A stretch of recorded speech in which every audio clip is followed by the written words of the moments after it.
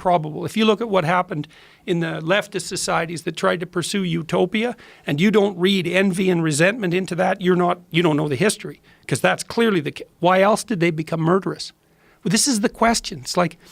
It's clearly the case that the Soviet Union, for example, was motivated by the desire for equality of outcome as a primary motivation. What happened?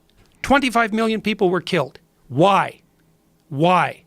Well, was it all compassion and love for the dispossessed? Or was it absolutely bitter resentment and hatred for anyone who had any shred of success whatsoever on any possible dimension of evaluation? So this compassion for people that aren't doing well, when utilized the wrong way or when approached the wrong way, leads to attacking people that do well. That's the danger of compassion. That's exactly. Well, look, what happens if you think, oh, look at how, isn't it lovely that the mother grizzly bear takes care of her cubs? Yeah, it's lovely, man, till you get between her and her cubs. Then it's not so damn lovely. And that's the flip side of that affiliative agreeableness.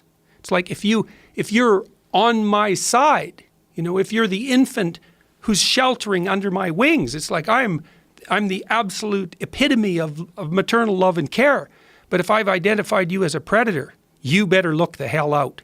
And that's playing out in our political landscape at a very, very rapid rate. That's the female side of totalitarianism, as far as I can tell, the feminine side of totalitarianism. And it's not just that. It's not just that agreeableness motivates aggression, because it certainly does.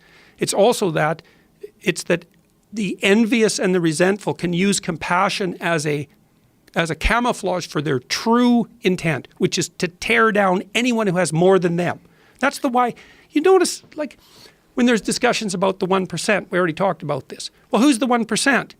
Well, I'm in the park in New York demonstrating against Wall Street. Down with the 1%. It's like, wait a second. You're in the 1% there, Mr. Protester. No, you don't understand. The rich are those who have more money than me. Yes. Right, that's the definition. Who's rich? Someone who has more than me. Not me. It's like, well, why isn't the 1% North America? Why not? Because it's inconvenient. That's an inconvenient fact. So that's part of it. But there's the envy and resentment. This is the real pathological end of the faux compassion that motivates the radical left. It's like, yeah, you like the poor, do you? What makes you think you just don't hate the successful?